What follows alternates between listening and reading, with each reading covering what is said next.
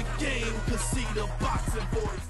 Welcome back, gang, for the first time and hopefully many more to come. Don't forget to subscribe to the YouTube channel and click on the notifications right here, this little bell, so you can get those emails every time we go live. Productions. You're playing or what? What are you saying? Not at all, not at all. It's this one. Yeah, she told us you guys met in the Olympics. Yeah. That's a great story. Worst day of my life. 2 athletes. So I gotta ask, 2 athletes and none of the boys took up boxing. What happened? We made a pact really early in our relationship, and we were engaged for like 7 years because it took me a long time Oh my God, to get that on decide. camera. I have to tell my girlfriend's forcing me to get married. And I just said, look, we just got, she wanted to marry me the first year, and I just went, nah. I said, 7 no. years is a good time. Yeah, You get to know a person in 7 years. Yeah, I know. It's completely opposite. It was. I had to make sure I was sure. Oh, so you made them wait. Okay. So we decided that if we had a daughter, she wouldn't do gym, and our daughter's, she's a full figure girl. She's a big girl and tall. She's God. What's Jordy? 5'10"? Yeah. And the boys, if we had a son, he wasn't going to do boxing. So, and actually, Taylor, who works for Joe and me, can really fight. Oh yeah. And from about the age of 5, he's been in the gym. He's had gloves on. He's had headgear on. Going right back to the tour days, he was throwing punches in those days when he was this big. And when he was like about 10, he used to just beat everyone on the gym up. And when he was like at high school playing senior football, he'd come down the gym, and the amateur program we had, he'd come in and just beat all the amateurs up. And all my coaches would say, please let your son fight. This kid can really fight. I said, oh no, he's not fighting. And so he's never ever fought. Has he ever asked you for? Look, he's done silly things like one thing that comes to mind. Like Joe and I were in New Zealand maybe 3 years ago, and we're driving back from training, and Tay wasn't with us, and then the phone rang, and it was Tay, and he goes, "Don't be mad, Dad." I'm going, "Come on, son, what's up?" And he goes, well, look, I walked into this MMA gym last night. They had a heavyweight there, and no one would spar him, so I sparred him and knocked him out. And I just went, well, okay, no mouth guard, nothing. I said, do not do that stuff without me being there. But yeah, so he knows how to throw down, but he's going to be a coach. He's a 3rd generation coach. That's good. He has hands-on experience. So I wanted to know the story of you meeting Joe. How'd that come to be? Because from today's conversation, do you want to get somewhere? Should we get somewhere more comfortable? Yeah, Come outside. Yes, outside is perfect. Straight ahead. This is the man. Just be stuff. So obviously we're live here with Kevin Barry, trainer of Joseph Parker. I just wanted to get the backstory, because obviously from today's conversation I get the father figure. I get that feeling. So how'd you meet Joe, and are you a father figure for him, or just give us a backstory on the relationship? Well, look, firstly, when you say father figure, I think any time that you are living with your fighter, you're in the gym every day, you're overseeing his training, his life, you're going through physical, mental and emotional stresses together, you're going to form a very strong bond and strong relationship. And we have that. Joe and I have a tremendous relationship. In fact, 5 years together, it's sometimes when you think about, there's good times, there's bad times, there's ups and downs, there's arguments, there's things you don't agree with. I've never ever had that with Joe. I've never had to raise my voice to Joe. I've never had a problem with Joe. Joe and I we've had a relationship every bit as strong as a father and son. Joe and I first started working together in March of 2013. A close friend of mine, Dean Lonergan, was half the promotional company with David Higgins in New Zealand, and Dean used to come to Vegas 3 times a year, and in 2012 he mentioned to me, Duco, which is Higgins and Lonergan, we're going to get involved in boxing. They used to do corporate boxing, and he said, I think we're going to get involved in professional boxing. And I went, wow, that's great. And he said, yes. And then the next trip, about 4 months later, he said to me, there's a young boy who missed out on the Olympics called Joseph Parker, and I think we're going to sign him. I said, wow, okay, cool. And I didn't know a lot about Joe at the time, and he said to me, if we sign him, we need you to train him. And I said, okay. Well, right at that stage, we're talking 2012, I had a busted up shoulder. I was working in a position as a director of wellness for an international banking company called the Union Gaming Group. And so the guys I was actually training weren't potential champion heavyweight boxers. That was, you know, it was easy on my body. So I said to Lonergan, I said, if you sign him, I'll train him. And the process of David Higgins and Dean Lonergan signing Joseph Parker took 7 months. During that time, I decided I better get my shoulder fixed. So in December of 2012, I had rotator cuff surgery on my left shoulder, had the labrum attended to, and I had bone spurs. So it was like quite a big shoulder operation. And March 2013, I flew down to New Zealand to trial out with Joe, to meet his mum and dad, and that's when our journey began. Now, Joseph Parker is actually the youngest heavyweight champion, yet, you know, a lot of people give Anthony Joshua credit for all of his achievements because he's done so many things in a short amount of fights. But technically, Joe's 26, Anthony's 28, and Deontay, I think, is pushing 32. How special is Joe? Because, again, it's going unnoticed, but he's been a champion, you know, quite sooner than most heavyweights, and now he's in a unification before Deontay Wilder. How special is he? Well, you know, I think he's definitely a very special talent. And the exciting thing about Joe being 26 and Anthony Joshua being 28, Deontay 32, these guys are all relatively young for heavyweight boxers or for heavyweight champions. But, you know, Joe at 26, you know, we are a long way away from the finished product, and we have a lot of boxing ahead of us. So it's exciting for Joe, it's exciting for me, to have a young guy in a strong position like this, fighting in a unification fight for the first time in 8 years. If he's a long way from a finished product, is what Joe is right now and on March 31st enough to defeat Anthony Joshua? Well, when I say that, I believe that Anthony Joshua is not the finished product either. Here's a guy that, you know, 20 professional fights. Joseph Parker, 24 professional fights. You know, we look at Deontay, 40 professional fights. So, you know, these guys are still improving their craft. They're still developing, both physically and mentally. The way they approach boxing, the way they think of boxing, the way they think of their training. I think these guys are still making moves and making adjustments to develop themselves and make themselves better fighters. What do you think are some of the differences between Andy Ruiz Jr., Hughie Fury, and Anthony Joshua? It's a very good question. I think they're all very, very good talents, very good fighters, definitely top fighters, and deserve to be, you know, in the top, in anyone's top 10. Let me start with Andy Ruiz. Well, we fought Andy for the title back in December of 2016. Andy was 29-0.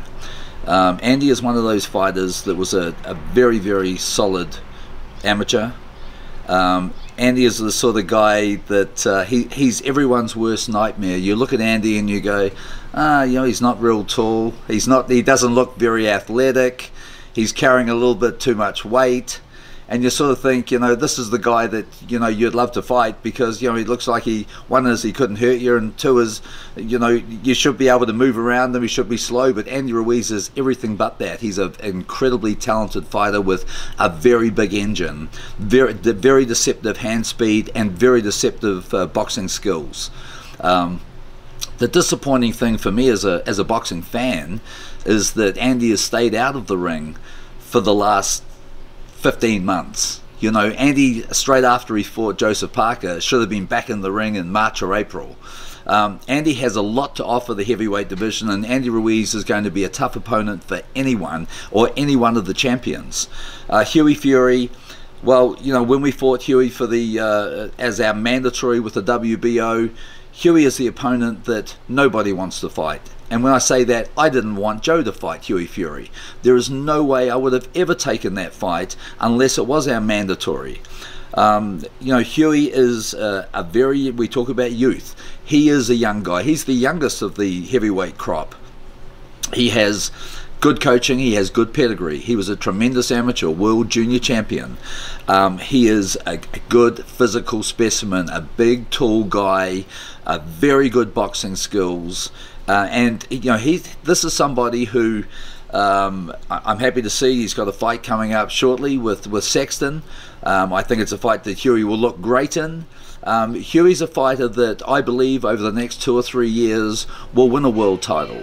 Huey has the style to upset anyone in the world top 10.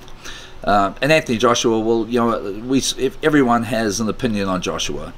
You come out of the amateur ranks winning an Olympic gold medal. You line up 20 opponents in the professional ranks and you knock them all out. You know, he is the heir apparent. He is the one that they're all saying is the man.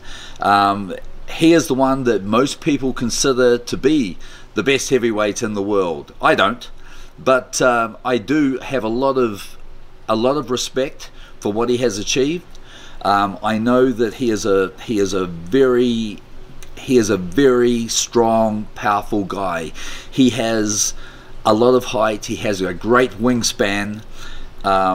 With every fight, I think he's showing something a little different. He's improving. I think the Klitschko fight was really a career-defining fight for him, where he answered a lot of questions, and I think he got a lot of respect from the boxing fans. You know, when he picked himself up off the canvas, he came back from a very dark place. He found a way to win, and win in explosive, dominating fashion. So, you know, he's the guy to beat at the moment. But the difference is, like, for me, obviously, like you said, Andy Ruiz has hand speed. Huey Fury, very good footwork. Uses the jab well, like you said, a boxer. So what do you see are differences between those two past opponents and Anthony Joshua? Well, I think that I believe that skill-wise, I think Andy Ruiz is a more complete fighter than Anthony Joshua. I think Huey Fury has much better footwork than Anthony Joshua. But as far as, you know, a total package, you know, Joshua, we know, is physically an impressive beast. I wish Joseph Parker was 6'6". I wish that Joe had a 84-inch reach instead of a 76-inch reach. But the things that Joseph Parker does have is hand speed and mobility and durability. You know, Joshua is a fighter that, as I mentioned before, gets total respect from our team for what he has achieved, and it's going to be a very difficult fight for us on March 31, and it's going to be a fight that the very best Joseph Parker better turn up, because if he doesn't, it's going to be a very difficult night and a very hard fight to win. We've seen both men, Deontay Wilder now and Anthony Joshua's chins be tested. Where do you think that a Joseph Parker falls in that category, if and when his moment comes and he has to suffer that adversity, be a little shooken up in the ring and overcome it? Will he be like Joshua? Do you think that he has the you know, enough chin not to go down, or will he go down and get back up like Joshua, still show that he's a true champion? Well, I think this is one of the experiences that you hope you never have to experience. I know that my fighter Joseph Parker has very good whiskers. You know, Joe's never been down in the amateurs. He's never been hurt in sparring. He's never been down in 24 professional fights. Does that mean he's never going to go down? I hope so. But, you know, it's a hell of a statement to make. I think with Anthony Joshua, the fight against Klitschko, you know, more than the fact that he was knocked down and got back up, I think he showed the character of a champion to find a way to win and to find a way to survive. That was in his 19th professional fight. You know, Deontay Wilder, in his 40th professional fight, answered probably more questions in that fight with Luis Ortiz than any previous fight. I think that he got a lot more. He got a lot more fans from that fight. A lot more people have a lot more respect for Deontay from that fight, fighting a guy who was by far the most experienced fighter he had come across in 40 fights, fighting a fighter that other fighters were avoiding. You know, a lot of people had reasons to think that maybe Deontay hasn't got the greatest chin. They've seen him wobbled a couple of times in previous fights. I think, you know, Deontay answered a lot of questions and ticked a lot of boxes in that fight. You know, he showed that he could take a punch.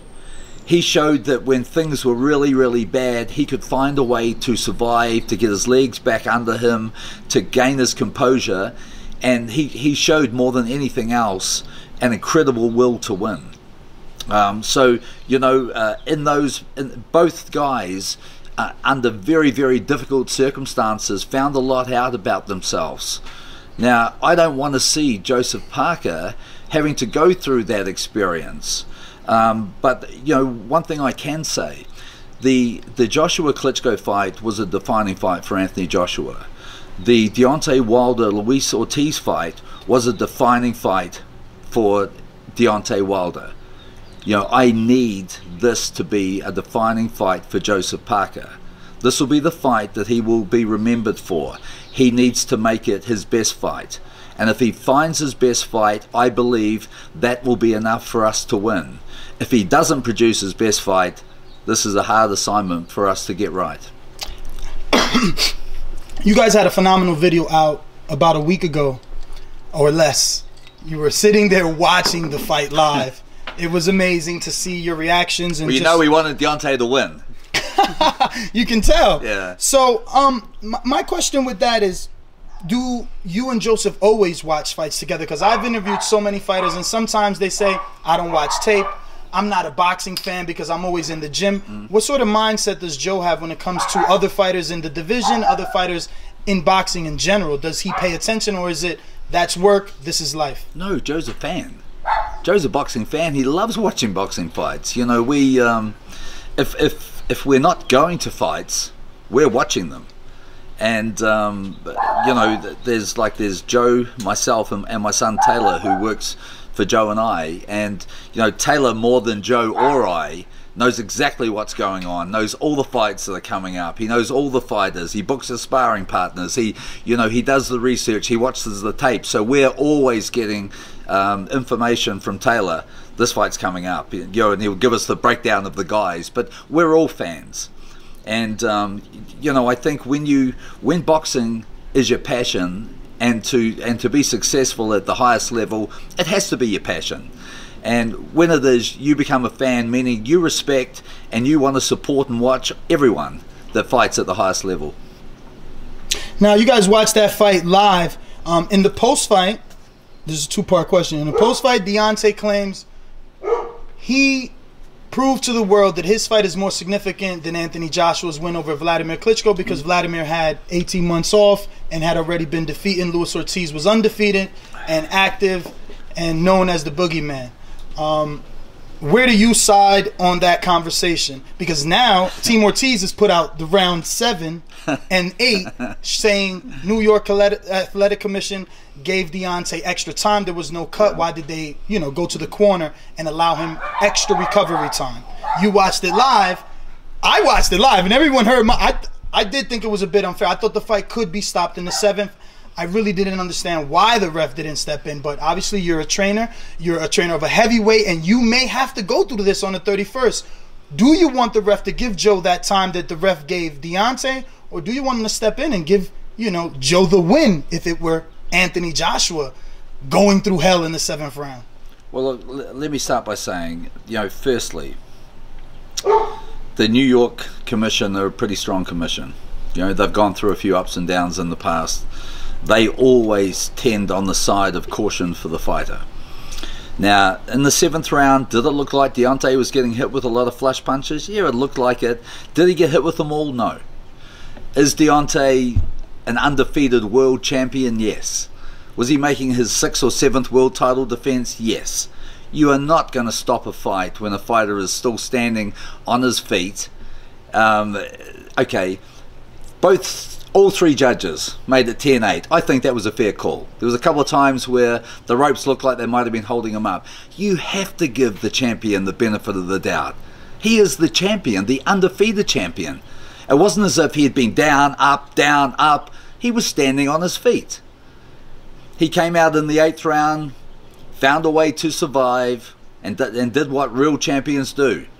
Came back and had a fantastic victory. I think it was a good call. I see what Ortiz's people are doing. They're trying to create a little bit of controversy, maybe hoping that, is there a chance we could get a rematch and get in there again and get another payday? You called him the bogeyman before. He is the bogeyman. A lot of guys don't want to fight him. He brings a lot of experience. I thought the first 4 rounds were very good rounds for him. I thought he showed a very clever defense. With his southpaw style, he was closing up the chin very, very well and stopping Deontay's straight right hand until Deontay made an adjustment. Instead of worrying about the chin, started hitting him high on the head. It was a good fight. It was an exciting fight. But I think the officials got it right. My biggest concern was not really a concern. My strongest opinion for this fight would be that if I was working the corner of Luis Ortiz that night and he came back after the 7th round, my instructions to him would have been, Luis, you're 1 punch away from becoming the WBC heavyweight champion. This is now a 1-round fight. Go out there and empty your tank in round 8. If you empty your tank, there is a really good chance you're going to wear the belt. He didn't. He was worried about his age. He was worried about the 4 rounds that were going to be after round 8. And do I have enough gas in the tank? He was thinking, I hurt him once, maybe I'll hurt him again. Deontay was in a position, he was in a fragile position right at the beginning of the 8th round.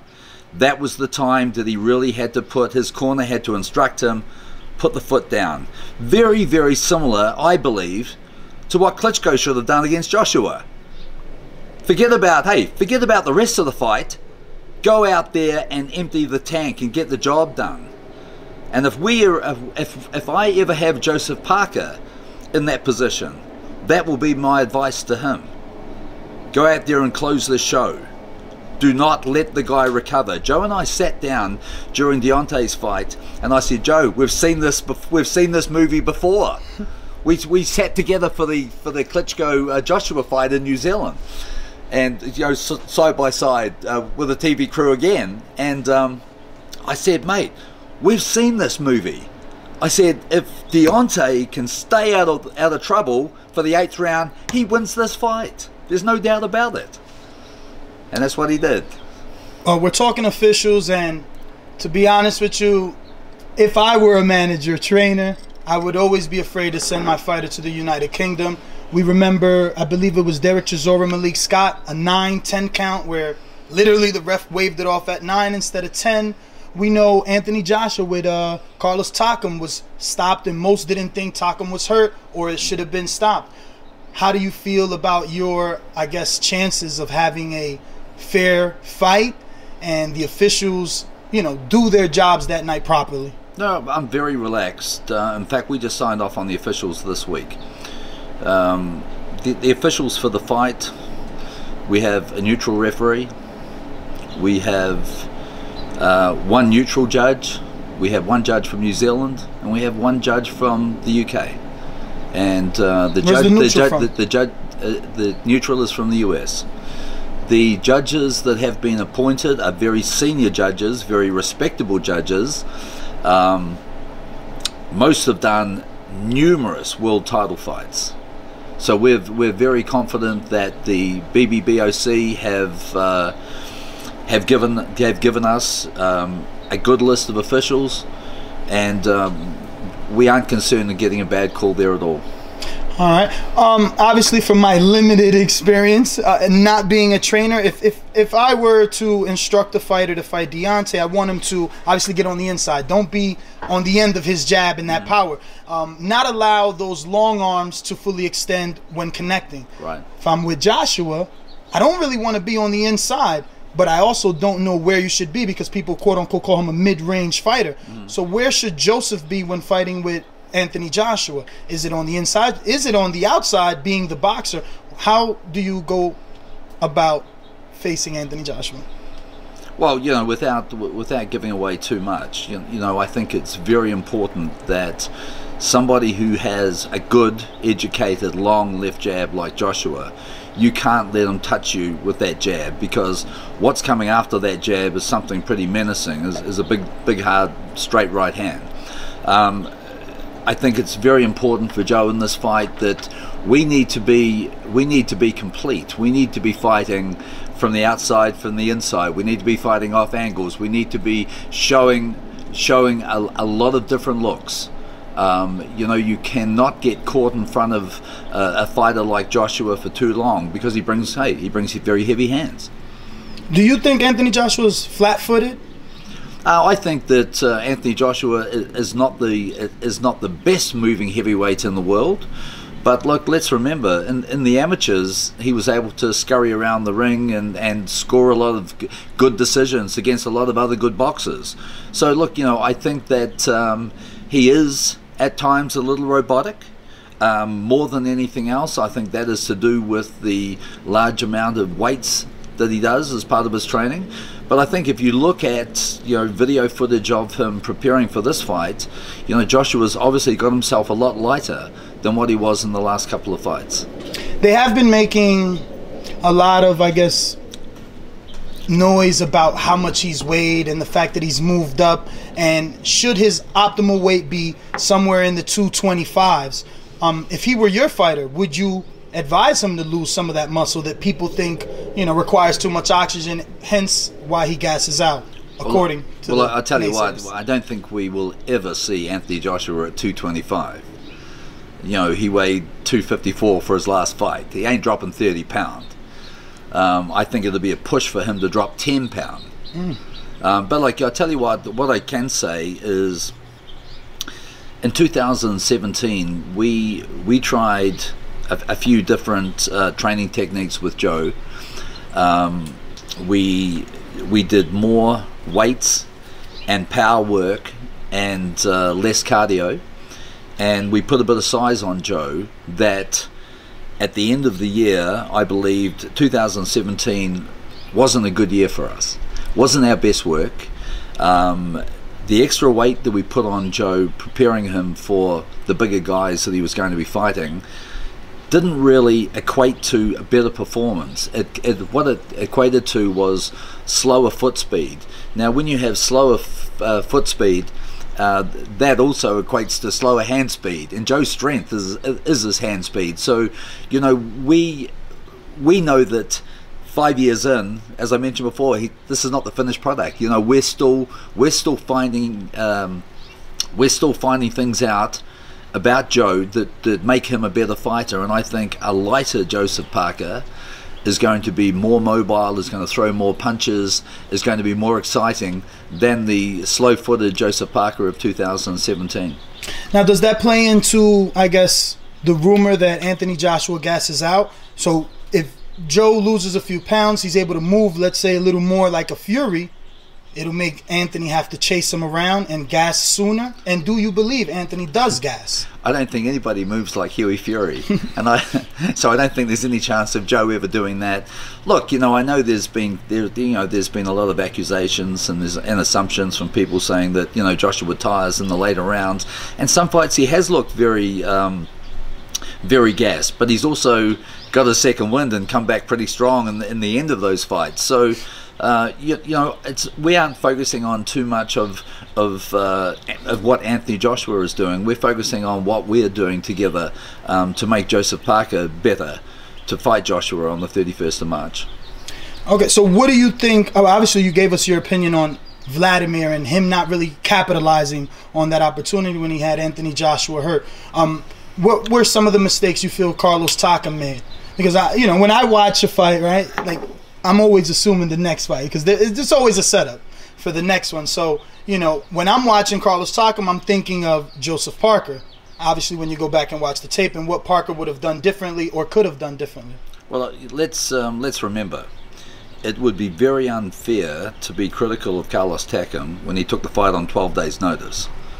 What I do know is that Carlos Takam showed the character of a real warrior.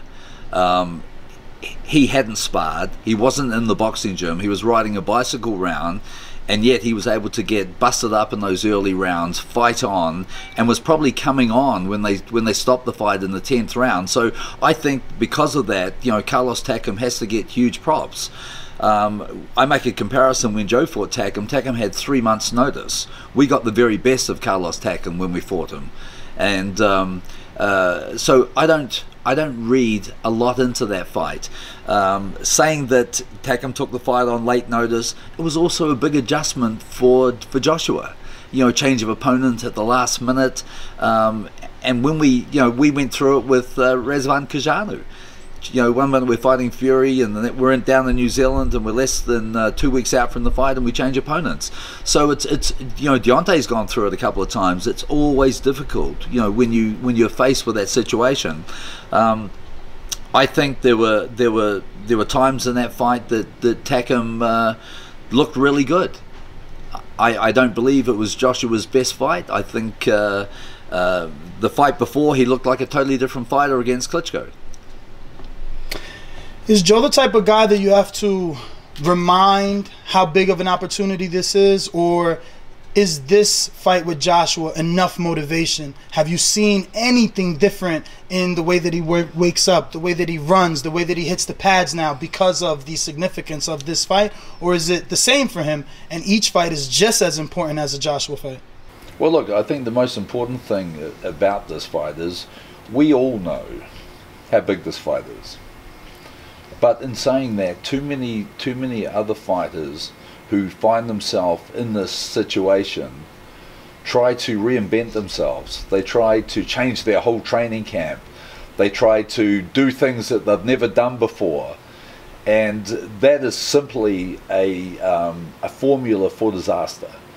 We have a good schedule that has proved very successful for us for the last 5 years, very similar to what we've done for every other fight. I brought a new strength and conditioning coach on board for this fight.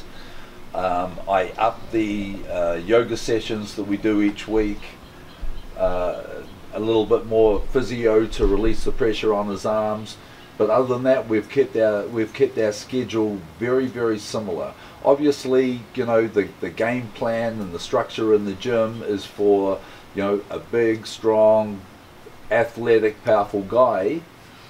But you know, Joe understands boxing. Joe understands that this fight is what he's going to be remembered for. He understands that this fight has a lot to do with his legacy. He also understands that this fight, he finds out a lot about himself. He's always wanted to be tested at the highest level. Just winning the world title, it was a great win for us. It was great for the country of New Zealand. It was great for the people of Samoa. But he understands that this fight is all about history. It's about legacy. It's the first time in 8 years there's been a unification fight. He understands the significance of this fight and what it means to him and the people who support him.